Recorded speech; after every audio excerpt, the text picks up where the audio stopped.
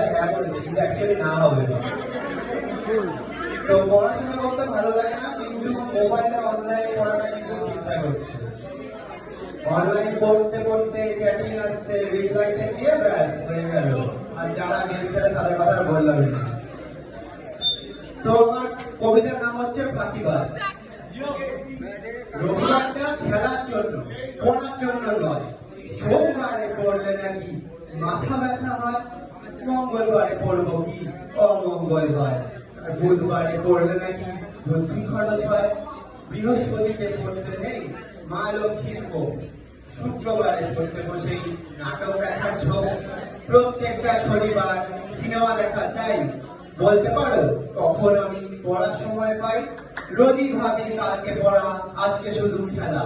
এমনি করে পার হয়ে যায় সকাল সন্ধ্যেবেলা, দিনের পর দিন কেটে যায় রাতের পর রাত।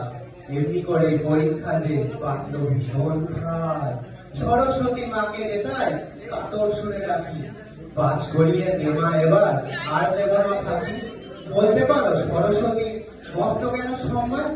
বিদ্যে যদি বলো তবে গণেশ কিছু কম যায়। সরস্বতী কি করেছে? মহাভারত লেখেনি, ভাব শুনে তো হচ্ছে মনে তর্ক করাও শেখেনি।